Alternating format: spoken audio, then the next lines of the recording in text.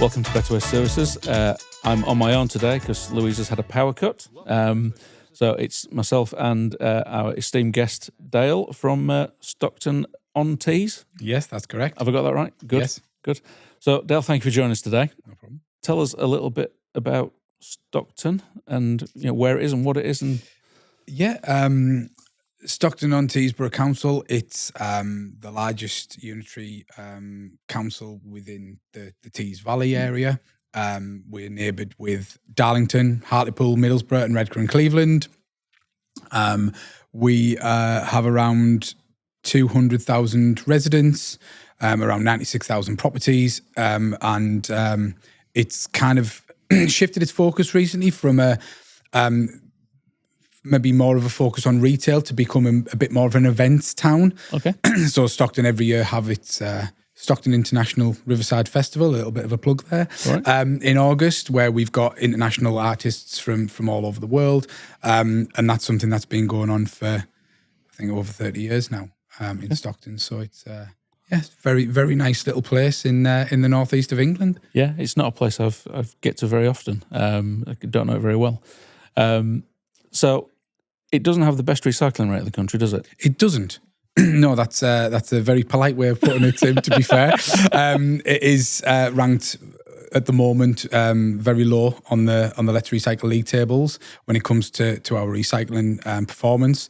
I would probably question that our quality is probably at the top of or at least one of the top of the tables, but certainly not our overall quantity and how we deal with our waste in general. Yeah. What's behind that? I mean, I look at these league tables and you can sort of see some very leafy, affluent boroughs. You think, yeah, okay, I get that.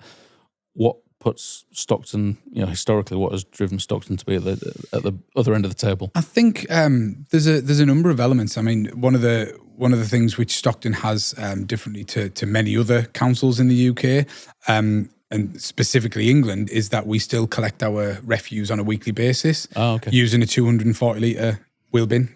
Right. So we do give residents access to a weekly collection. There's a lot of capacity there. So we do sort of find that residents have more easier access maybe to the refuse collection than they do maybe the recycling. And that's something that we really need to work on. Like I say, the quality of the material is really good, but the quantity isn't there yet. So we just obviously going through a bit of a process at the moment after a recent council scrutiny of our waste and recycling collections and an agreed cabinet decision to move to a different model come April 2026, mainly as a result of the mandatory weekly separate food waste collections. Yeah.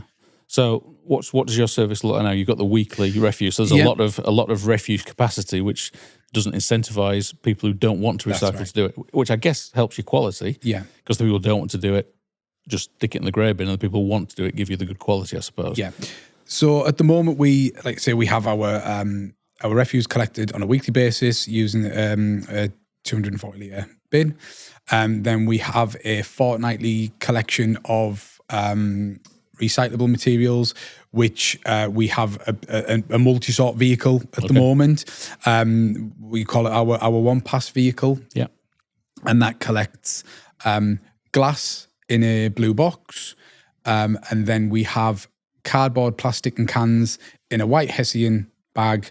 And we have a paper pouch. So we collect paper separate, glass separate, and then a mix of cardboard, plastic and cans in the one vehicle. Okay.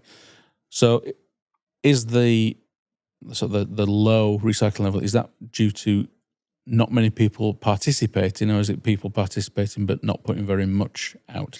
I think it's a little bit of both, really. So there's not necessarily an incentive for residents to recycle because of the capacity in the bin. So we have to sort of do things differently to try and get those residents to come on board. Again, maybe because of the fortnightly collection of recycle alongside the weekly, we're just not getting that amount of recycling. Maybe when it becomes easier, there's a lot more capacity to get rid of the waste through the weekly service as opposed to maybe holding material for that fortnightly. And we know we need to maybe work on encouraging more residents to recycle.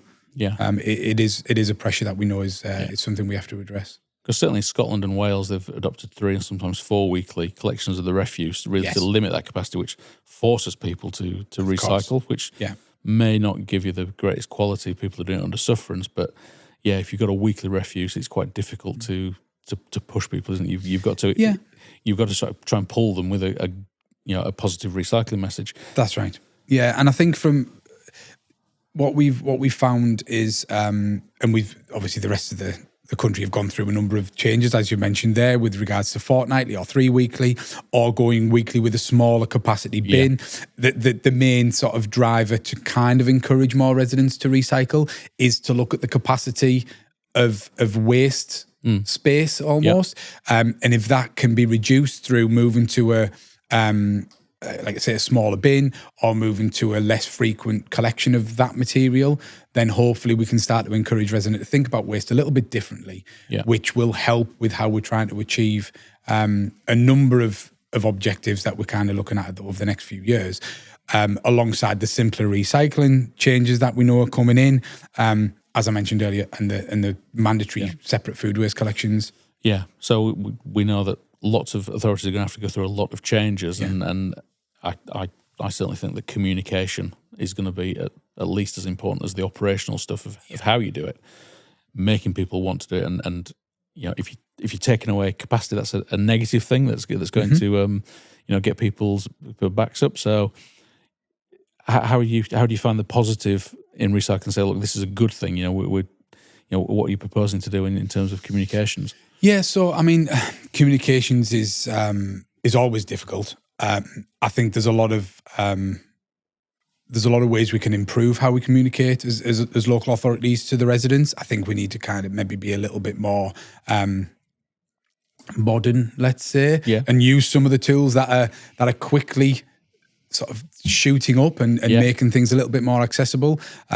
We know straight away that the way people take information is changing. So we know that the material, the paper that we were collecting from the curbside is dramatically reducing. And if we go back 10 years and the tonnage that we were collecting of paper from the curbside to what we're collecting now, there's a significant reduction in that amount. So we know people aren't gathering their news stories, for example, through that route. So they're getting their information from other areas. And I think that's the key to how we communicate. We need to be, we need to understand, 1, the message that we're trying to get out there, and 2, how we can then interact with the residents of all sort of ages, genders, ethnicities. A number of areas need to kind of really be addressed.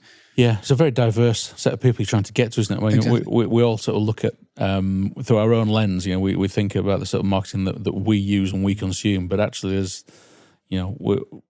a very wide section of different people who consume things in a different way, and I know that my kids consume, they get their messages and their knowledge in a far different way to me. So I think you're right that there's no one way of marketing these days. No, and I don't think it needs to be a one. I think that it shouldn't be, as councils, it shouldn't be necessarily a one way. There needs to be a number of avenues that get looked at, and maybe a number of different messages that are going out to sort of hit different people. Yeah.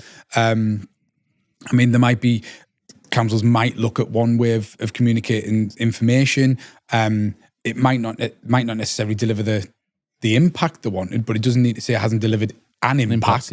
So I think there's just that way of constantly looking at saying, right, well, that we've tried that. It maybe didn't give us the level we wanted, but it's done something, so we're going to try something else, and constantly evolving with what's available to them.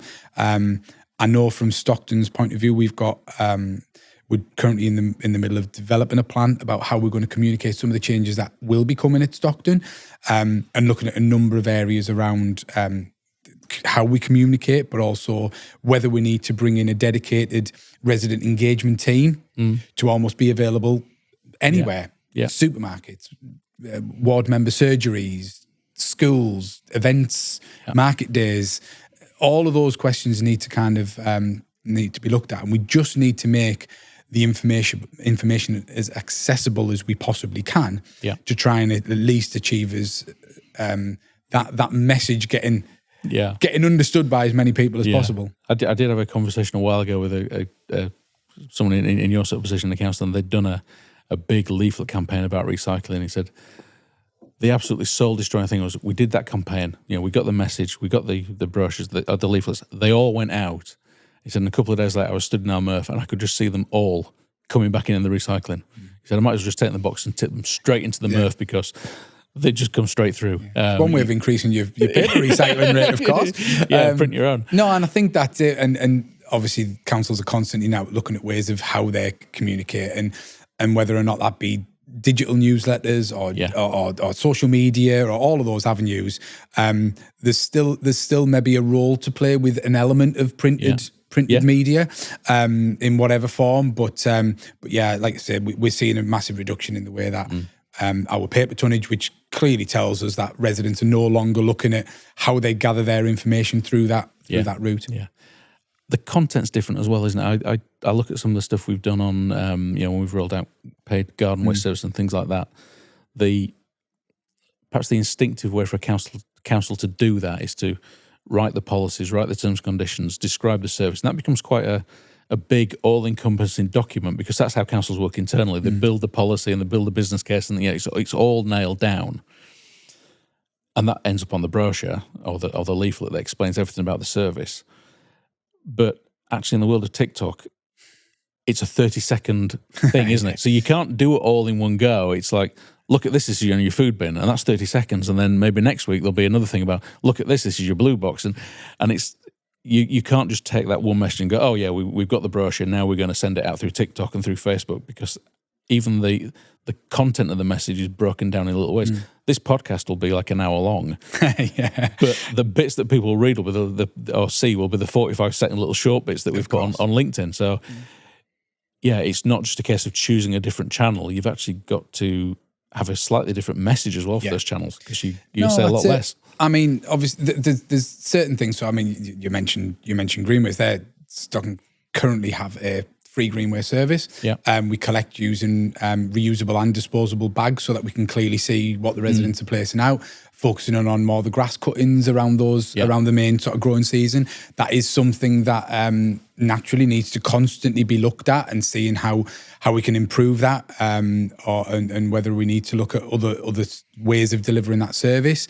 But yeah, I mean, I think from a general sort of communications point of view, and I think it's my personal view is it's something that we've seen the best outcomes when we've had a lot more involvement from a national level. So I mean, everybody always still remembers the old adverts that used to be on the TV, the rap iconography that was used, where the tin can turned into an aeroplane, turned into a train, things like that. And that was kind of a clear message that we knew every resident was going to be collecting cans. We knew every resident was going to be doing this. And that was obviously one way of constantly delivering a message that your council will be at least recycling these materials. And I think we've got to a point now where we know that there's a mandatory separate weekly collection of food waste that's coming into place for a lot of councils from the 31st of March, the 1st of April, 2026. And I think we need to kind of also be looking at, hopefully, a bit of a national campaign to let everybody know that, yes, it might be collected slightly differently. The bin colour might be a little bit different, but somebody's going to be coming and collecting your food waste every week from outside your property. And I think that will help some of the local councils in then being able to be a little bit more specific with the messaging about how it's going to happen, but to allow them to link with the wider message so that everybody knows it's coming. And then, we then need to look at how that communication filters through, whether it is TikTok, other social media platforms, again, being visible at events, and just interacting with residents in the best ways we can. It comes right back to the packaging, doesn't it? At the moment, you look on the package and it says recyclable. But that at the moment kind of means that, yes, in theory, it could be recycled, but they don't know, in a national product, they don't know whether it can actually be recycled in your particular area. And we should be getting away from that to the point where we can say, you can recycle this. And all you've got to do is figure out then is figure out which colour bin to put it in or which box to put it in. No, and that's it. And I think I think there's a little bit of work that's kind of been ongoing around that, and the simpler recycling work that the government have come out with are trying to address some of those issues.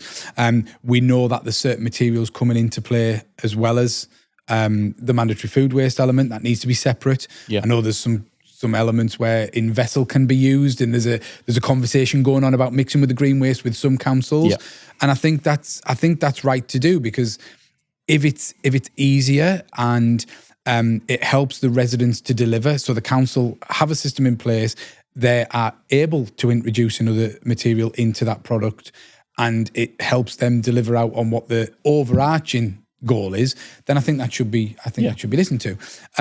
But yeah, I mean, I think things like soft plastics that are currently being looked at, we know that DRS is always in people's thoughts. Yes, let's say, and we know that Thank you for being so specific. And there's some changes coming around that.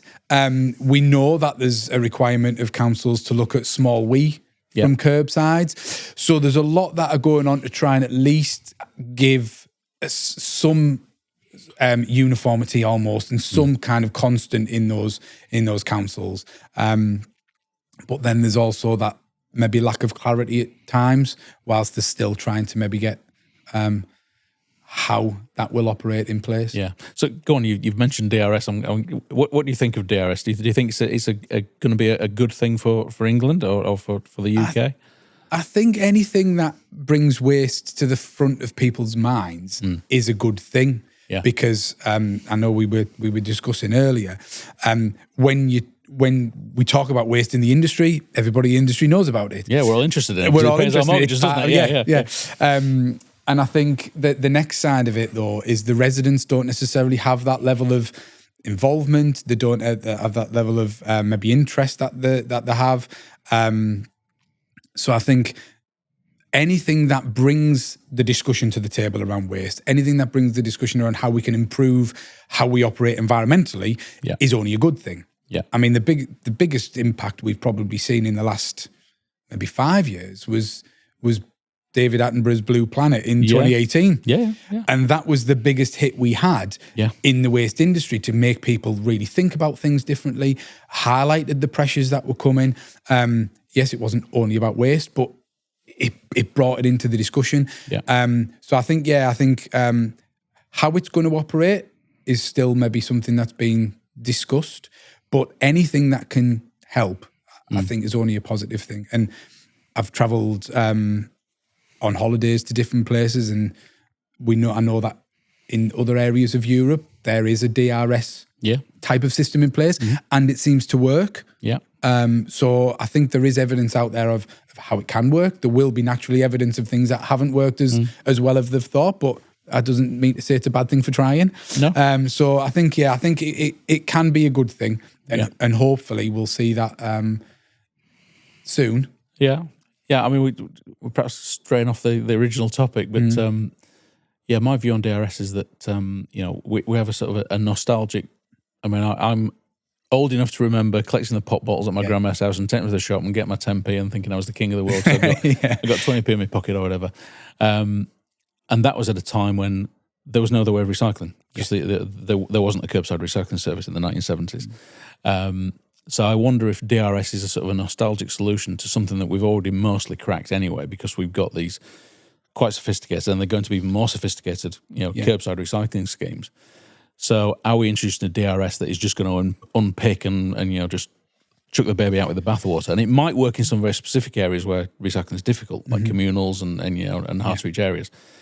But actually, for a large number of people, every item of glass and cans that I use, every plastic bottle, goes in my home recycling bin and gets dealt with by the council quite efficiently.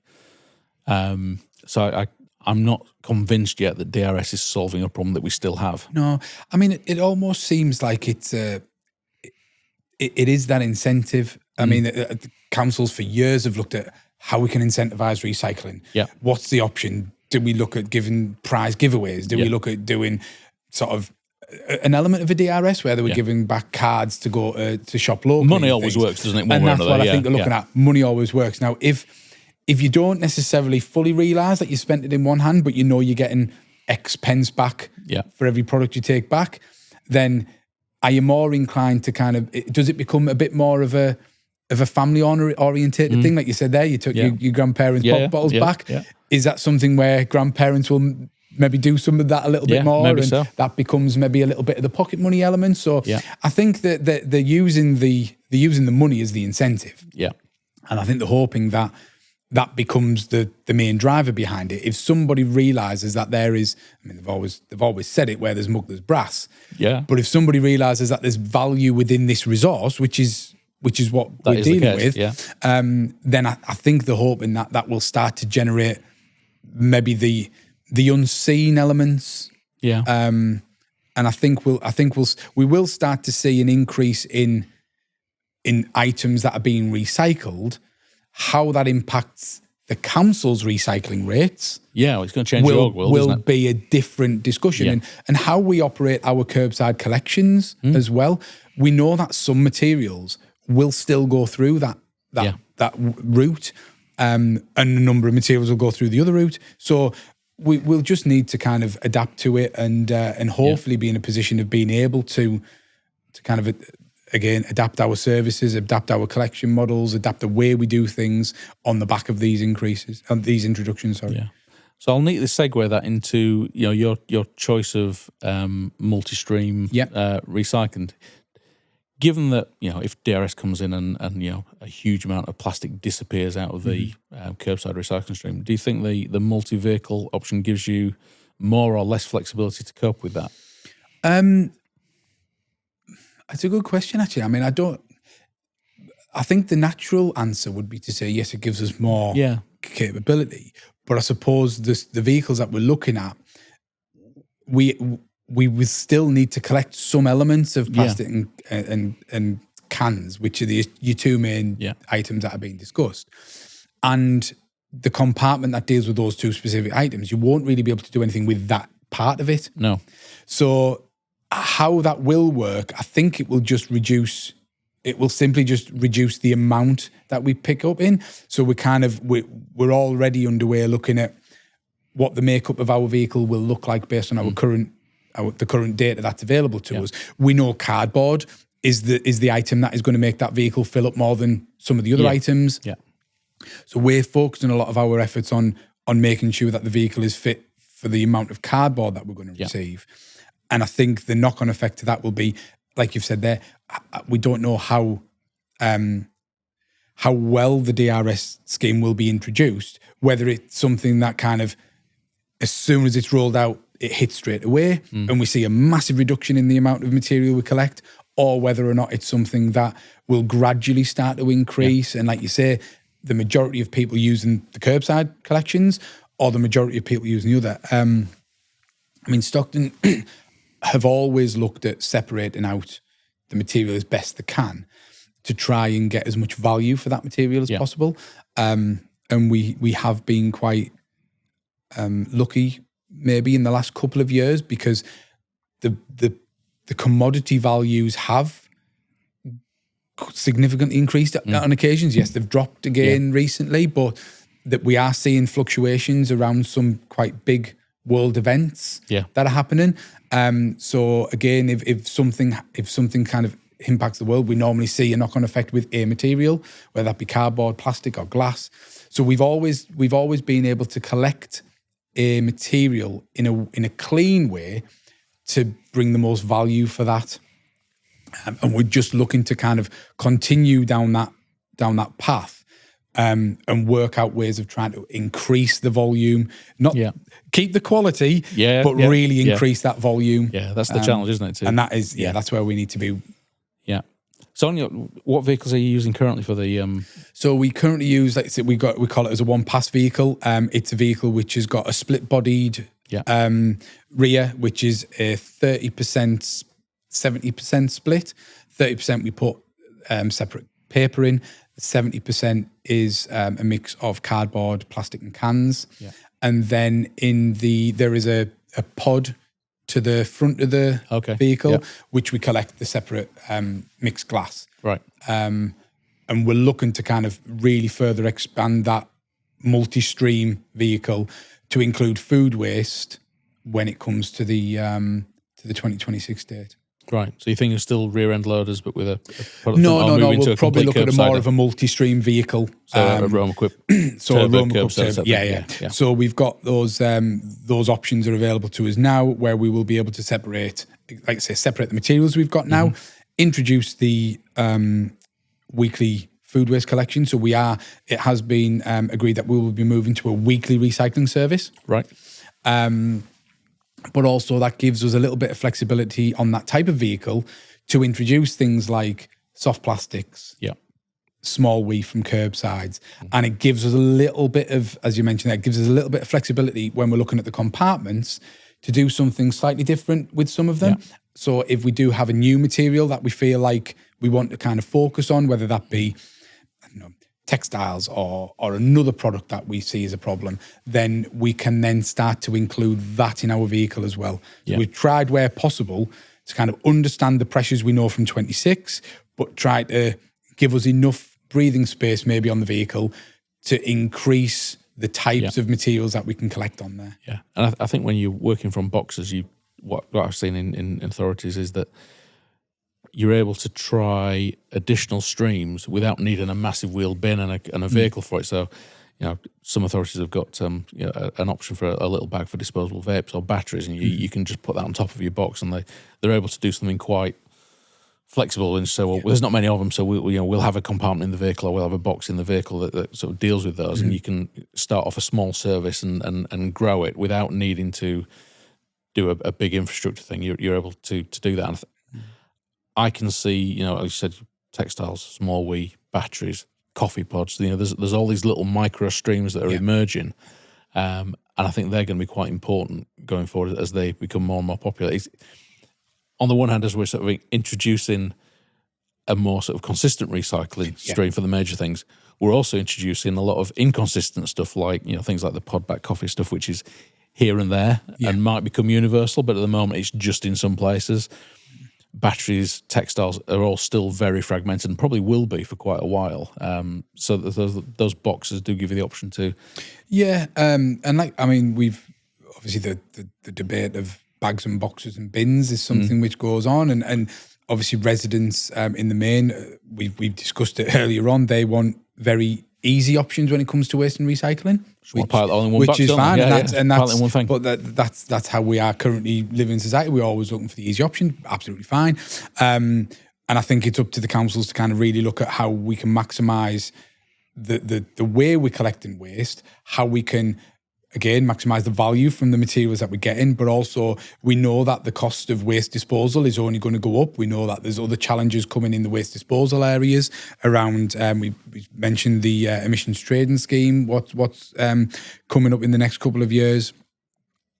And I think that will bring with it a real financial pressure on local councils to really reassess how they are dealing with their waste, because ideally they need as little as possible going into disposal through energy from waste, or if worst case scenario, landfill. Whereas we need to really start looking at initially reduction, not generating it in the first place we can. That's the win. And then looking at the next levels of reuse before then recycling. And I think there's a lot, again, we talk about communications, there's a lot of work that's going to be needed on that side. If you talk about, well, what's the best thing for waste? The majority of people would say recycling. Yeah, and it's just it's slightly less bad than waste. Yeah, exactly. So not actually generating it in the first place is the ideal route. Now, whether that be, again, looking at home composting, whether that be looking at a number of other elements around it, how we purchase food, how we purchase other items, those are all bigger society issues, I suppose, but they all become a waste. Yes, and I'm not particularly well versed in all this stuff, but I think the average member of the public is even less so. We think about recycling as being a good thing, but actually there's lots of different types of recycling as well, isn't there? I mean, if you take a glass bottle, you can infinitely recycle that and reuse it. And it's in a circular loop. But there's other types of recycling that are really it's just diversion. So if the example I got the other day was taking a load of plastics and making park benches out of them. Yes. you're only really... That's a repurposing of the item, isn't it? But it's not recycling because you just take it and it's, if you put that park bench in a landfill, it's still the same thing. Yeah. You're not really recycling it more than once. I mean, I think obviously at Stockton we don't use recycled plastic benches. Maybe it's something we look at, but you'd like to think that at the end of that life there was another recycling loop available to it. Yeah. And to look at it, because I think in an ideal world from what I'm seeing, you do try and I'm thinking about my own home life. The way we shop is slightly different as well now. So we kind of purchase what we need, whether that be one carrot as opposed to a bag of carrots, because that's the only thing we need for that week. Yeah. That just kind of allows us to reduce an element of that. I'm not going to sit at your house. No, I was one carrot a week. I'll buy 2 carrots if you turn up, don't you worry. But as an example, we would rather not go and buy a bag of 15 carrots when we need 4, for example. And I think it's just bringing in that understanding. It's in some ways it's cheaper, but it also, you're not throwing half of them away because you haven't got through them. Yeah. But I think, and then you've got your next level of reuse, whether obviously we know that there's a lot of a focus on that. If you look at some of the main coffee retailers, they will give incentives for those who are using reusable cups. Yeah. We know that there's a lot of water filling stations in and around now, so we're reusable bottles to try and get you drinking water. Yeah. So I think that's some of the work that's ongoing now to try and get to that level. But it's the next level of that is if it cannot continue in its current form and there's a recycling option available to it, that then obviously becomes the next best, if you like. But yeah, it's You mentioned the shopping, and it struck me the other day that we're all quite sophisticated shopping. I mean, that we think we are. Well, yeah, but you go into the supermarket and you've got 300 different types of bread you can buy, and we're very very used to making quite sophisticated decisions about what we want to buy. But then at the other end of the scale, we say it's way too complicated trying to figure out what bin this bit of plastic goes into. But there's a total disconnect there between people who can make really complex decisions in supermarkets about, I like this mince because it's in that type of packaging. People went berserk when Sainsbury's did the vacuum packing on the mince because they didn't like it. So they can make those sorts of judgments. But then at the other end, it's far too difficult to put the plastic in a separate box. I'm going to stick it on the grey bin. And I don't understand how we come to that position where we just, this total disconnect. Yeah, I mean, there's a lot of people out there. Again, we mentioned it. There's a lot more emphasis now on waste and recycling. There's a lot more emphasis on trying to do things right. So we are maybe seeing that shift to people maybe accepting it. And you mentioned about historically, we used to be able to do the DRS element of it. Yeah. Historically, you had one bin. Yeah. And that's all it was. Yeah. So I think there's still that mindset of, well, we only had the one bin. Now there might be a number of bins dealing with the same materials. Yeah. But I think maybe if you look back over it, how we disposed of waste, the waste we had at that time, one bin was probably sufficient. Yeah. Now, the way we consume, the type of items that we bring into the property is very different. Yeah. So maybe we might have always been in a situation where we needed more than one bin anyway. We naturally are trying to expand that on, obviously, the way we shop. Cardboard is normally the new plastic bag in some respects. Yeah. What we get from Amazon is a box at the door, which has got our online shopping in, as an example. And I'm sure you've seen a huge amount of additional cardboard in the West Room in the last few years. Yeah, I mean, not mainly so through COVID. Yeah. COVID, we saw a huge spike in cardboard being recycled. And that was because of the restrictions available for people to shop anywhere else and online shopping, whether that be food or other items, it was all coming in from other areas. So we did see a massive increase in the cardboard material that was coming, and that has kind of continued, really. Yeah.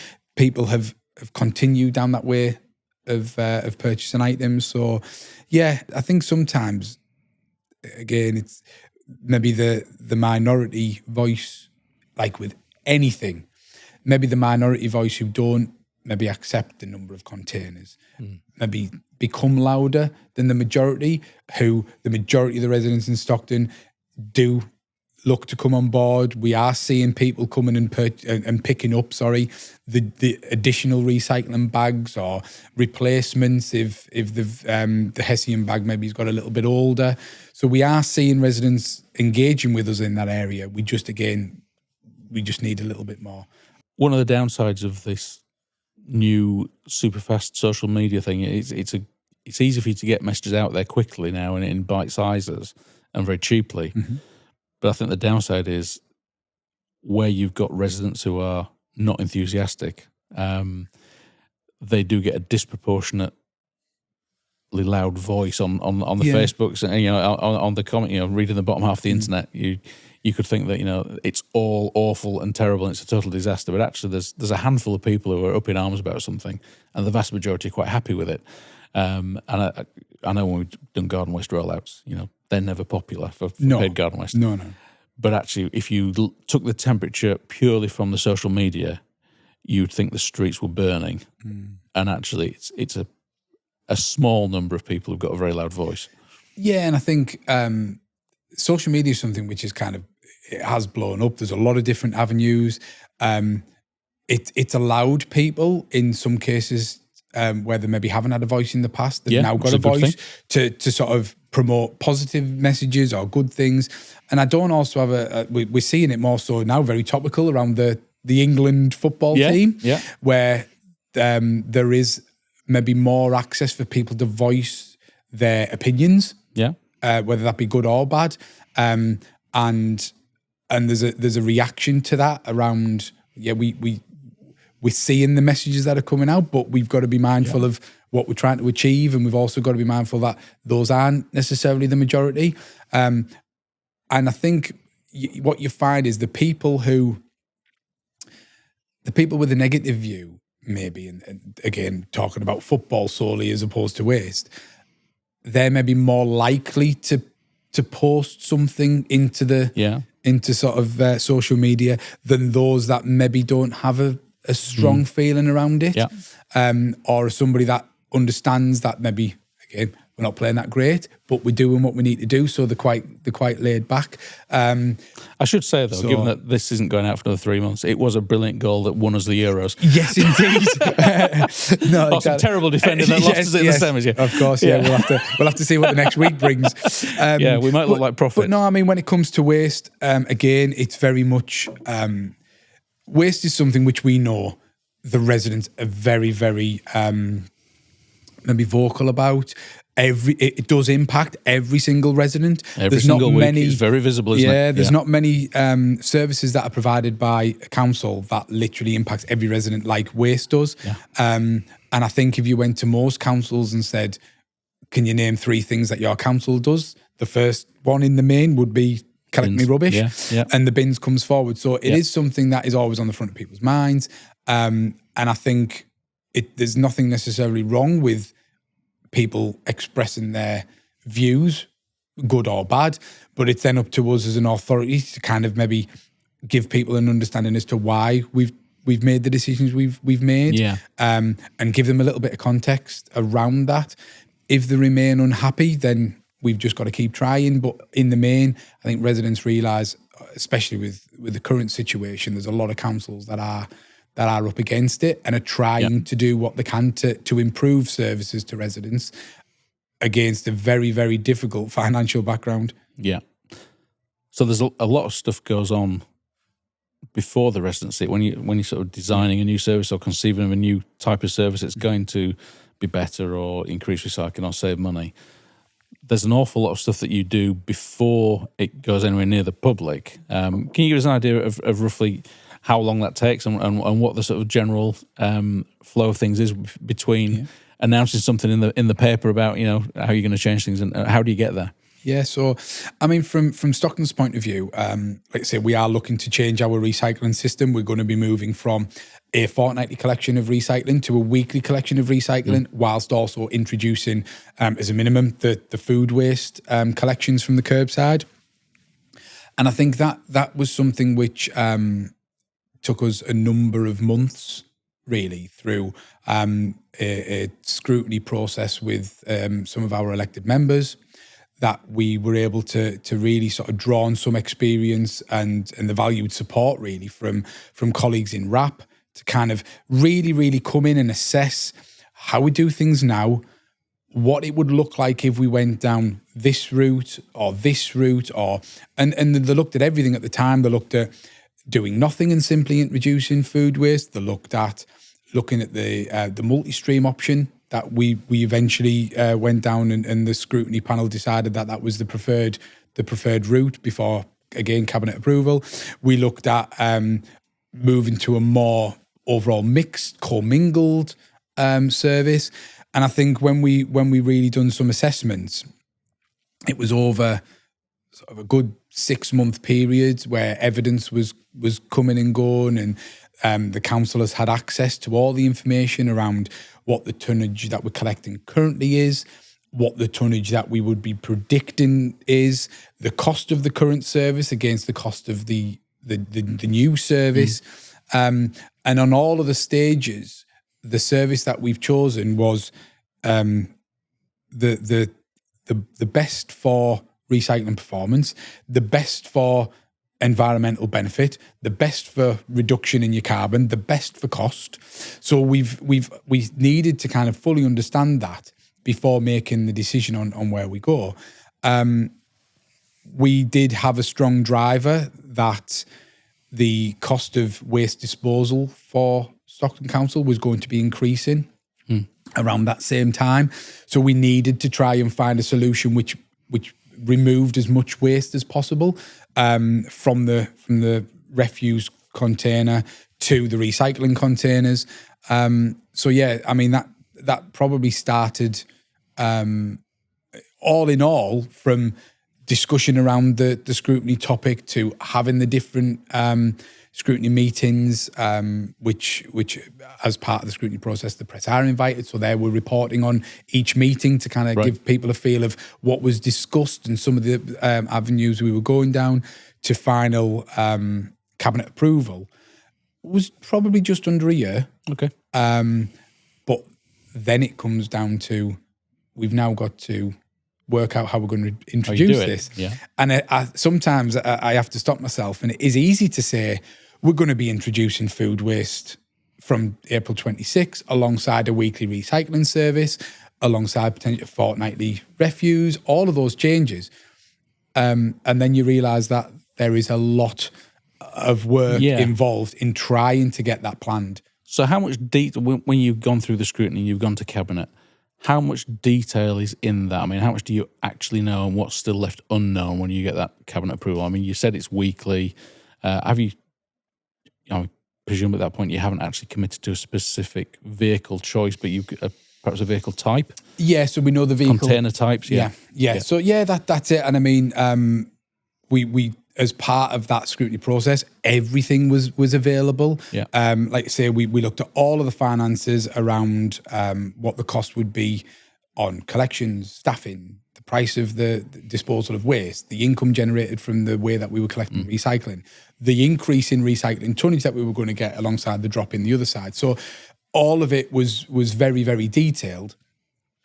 And again, through support from RAP, there was a number of companies working on, I believe, with them around doing some of that modelling, and we worked, again, constantly going back and forth to ensure that it was very much specific to Stockton, and giving them all that detail. So yeah, they had everything available around what the vehicle would look like. Again, the ability for us to include other items, some of the changes that we knew were coming around soft plastic introductions around 27, the ETS in 28, all of those, everything was on the table. Again, alongside the current waste disposal costs, the increased disposal costs, the unknown but knowing of EPR coming in place. Yeah, everything was on the table available, because otherwise, like you've said there, what we didn't want to happen is a decision to be made on 90% of the knowledge, and that 10% being one of the critical elements. So everything was available.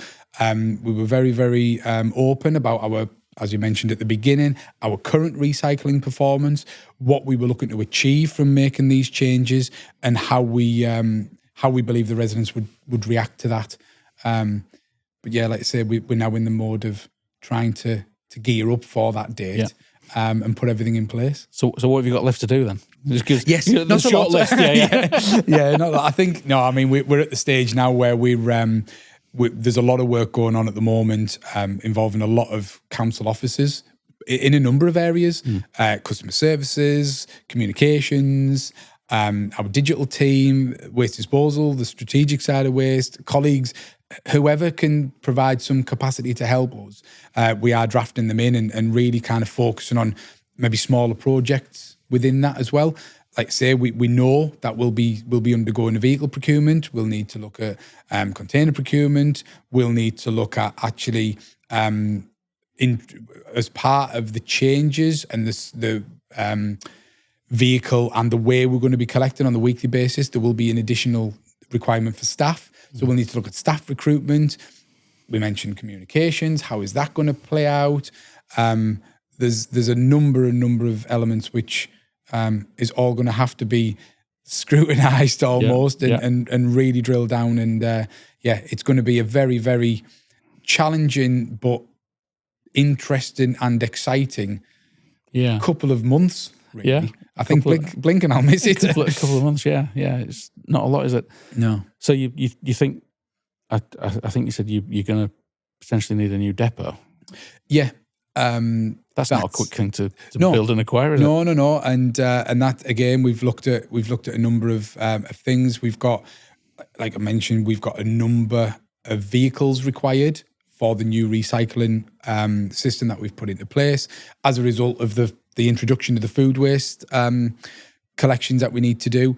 And we know that we are at maximum capacity on our current depot spaces, as well as our operator's license on the vehicles that we can store at those sites.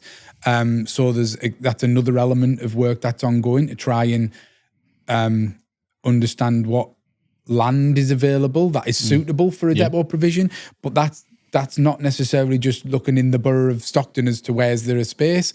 It's got to have to be in a good enough location for us to be able to get some of the main access routes to access north and south and east and west of the borough. For power and all that exactly. Sort of stuff. So it's again. Sometimes I think I hear myself say we've got to do that, and it sounds a lot easier than it actually is in practice when you're rolling it out. So it's definitely going to be. Again, I come back to it, exciting. It's probably going to be one of the most challenging times that I've seen in Stockton around some of the changes that we'll be doing to our waste services. But I do have all the faith in all of the staff that are working throughout it, and I think we'll come out of it all developing and learning along that way. The things that went right, the things that went wrong, what we would maybe do different next time, and I think that's all part of going through some of these changes and learning and developing, really. So you've just predicted the results of the Euros. Yes. So let's go a bit further.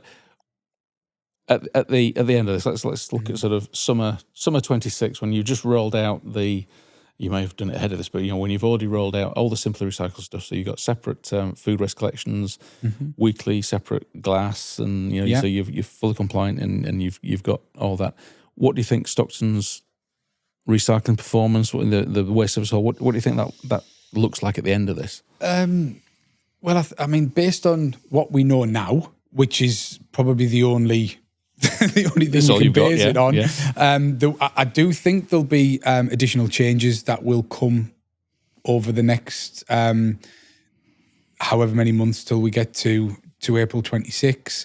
I think there'll be, again, we've already seen delays on certain things. There'll be elements that will be introduced. There'll be bits that might be delayed further. But from what we're looking at this stage, I think I'd like to predict that we've got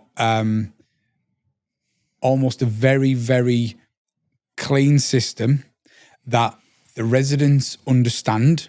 Yeah. And I think that, for me, is the key. They need to be able to understand what we're doing, not only what receptacles need to be put out, but also what we're trying to achieve as a council.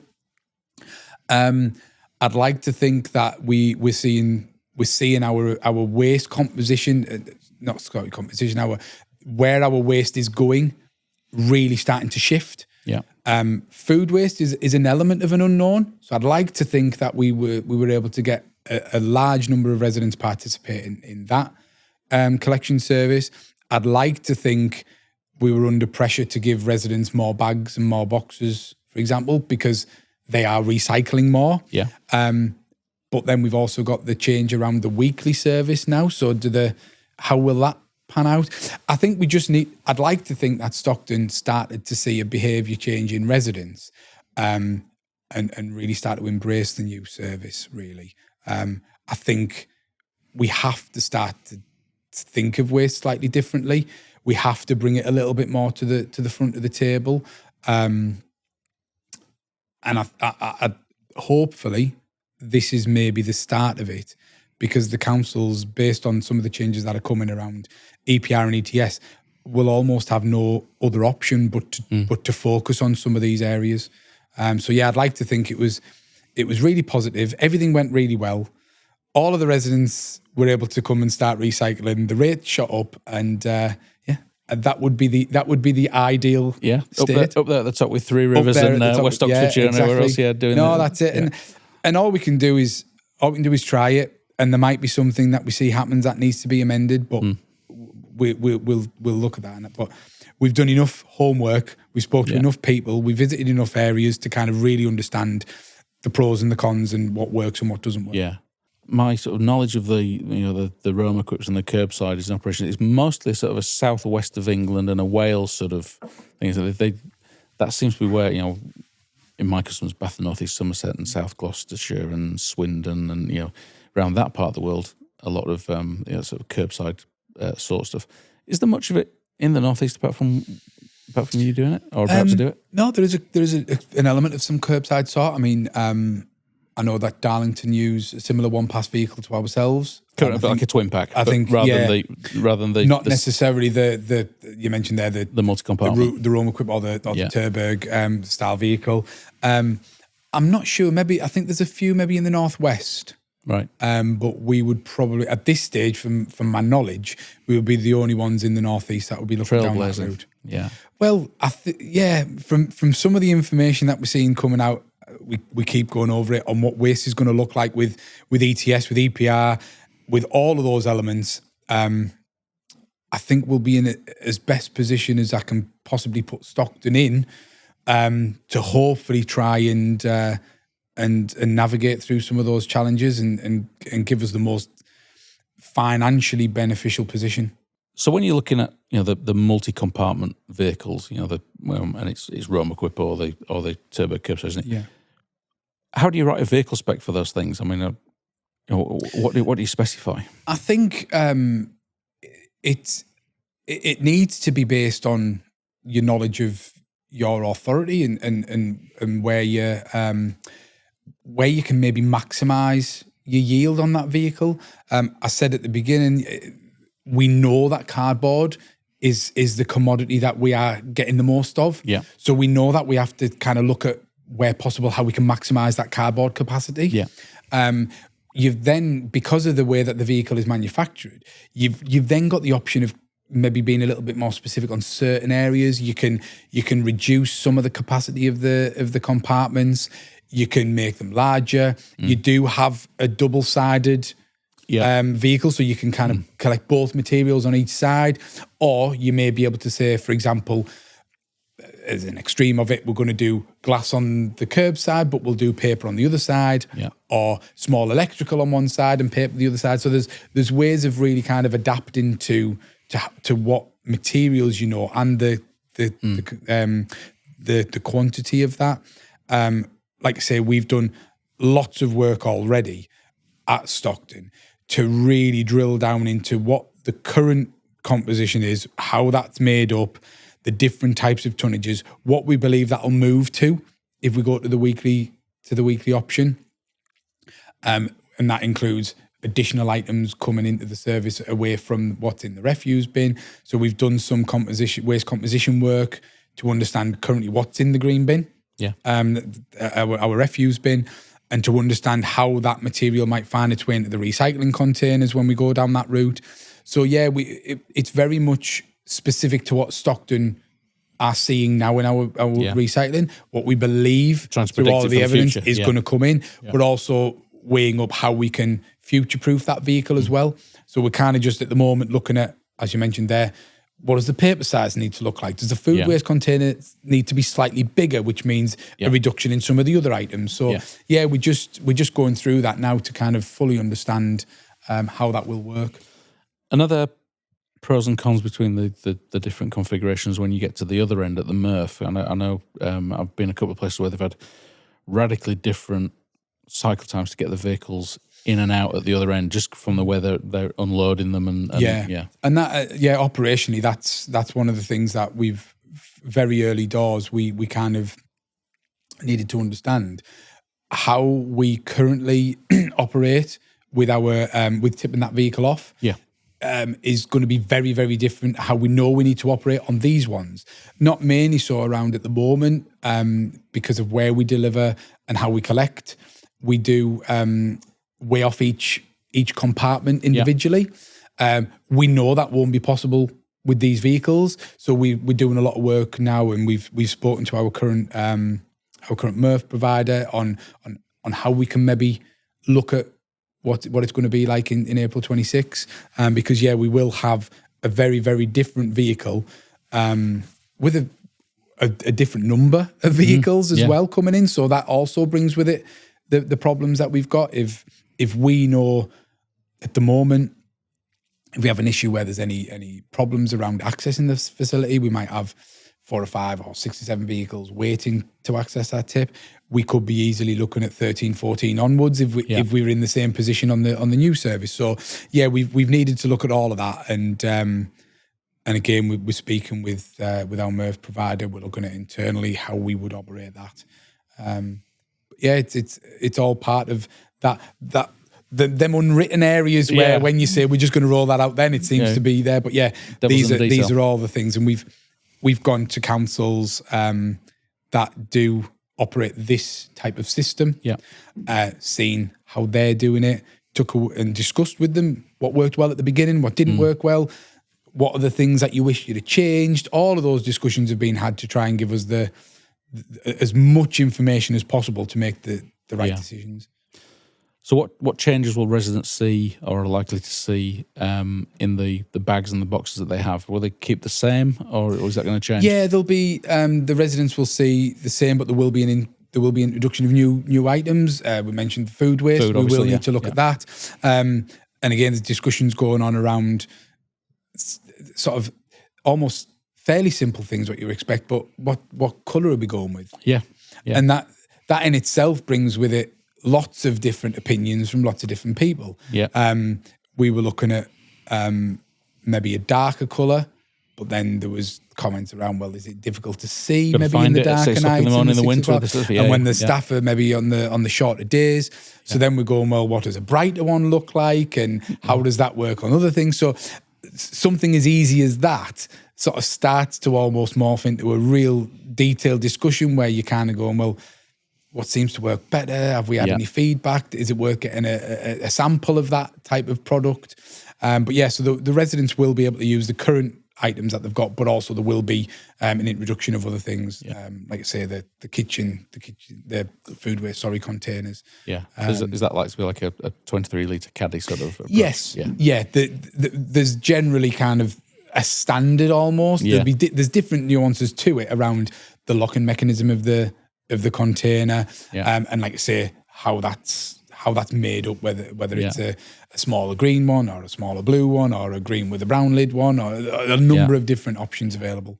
Liners or not liners? Liners, okay. Clean and easy. That's all it needs to be. So we are looking at Stockton. Residents will be provided with bags, liners for that reason, because it not only helps the residents with making sure that their food waste container at the curbside is as clean as possible. It also allows us the same benefits when we're looking at how we're collecting them, you see. So the last thing we need to be doing is constantly looking at cleaning out every vehicle at the end of every day, making sure that all of the little nooks and crannies are being dealt with. So we will be looking at bags where it will just hopefully, and we've seen it in practice. We've looked at a number of options, and what we feel is best for Stockton is that route. So bags that go through the MRF as off through the process. Yes. Okay. And again, we've already had discussions with some of the local food waste reprocessors, AD facilities in the main, around how that would work, and would liners be okay? Would that cause a problem? And so we've already had those discussions. Although that's another thing that we will need to do: look at a food waste disposal outlet. Yeah, minor detail, but yeah. So that's just another element. So it's quite easy to talk about the curbside. What are you going to do in sort of communal food and and hard to reach? Yeah, food? What are you going to do there? There's certain areas we're still looking at that, but we know obviously on the communal side of things, we will need to have like we do with their waste and their general waste and recycling, just a central point where we will have a container or containers that will allow them to dispose of their food waste. Again, that we are trying to understand how that will work, looking at the funding that's being provided from DEFRA around purchasing of some of those containers, to see how that is going to be sort of best suited, really. Again, we mentioned it earlier. It doesn't necessarily need to be a one size fits all. Those that might have 6 to 8 properties or individual households within that building will be very different to those that might have 20, 30 or 15. Or tower block. So we're kind of very cautious that as much as we know we will need a container in a central location, the size of the container, what that will look like, might differ depending on what we're doing. And are you looking at that as the whole thing about recycling and waste provision as a whole in those sites, or is it just adding on food? On those sites, it will probably be in the main just adding on food because of the way that we currently collect our waste and recycling from them. There'll be very little change that we'll need to make on the other side of things, apart from, again, when we talk about maybe the electrical items and things, we'll need to obviously understand how that works. But the general waste and recycling will be very much as it is now, mainly because that's based on maximising the capacity for residents and looking at what those collection dates will look like. Again, sometimes it's restricted on the size of the bin store that the developer may have left for us to work with. It's quite difficult to change those and things, sometimes you've got to maybe we do have to adapt to that to say, well, based on what we have available to us, we need to do this, or we'll work with the management company to say we need a little bit more space here and things like that. So we've mainly the food waste.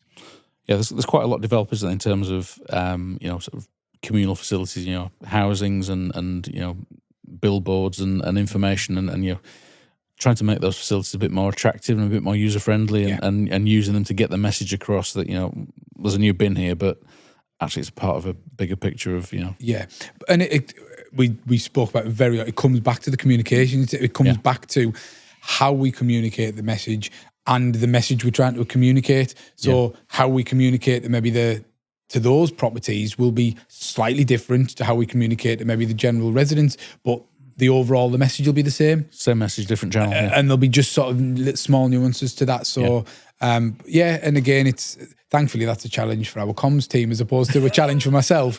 But we'll work quite closely with them on that. Do you see, everybody talks about the comms team as a separate thing because it is.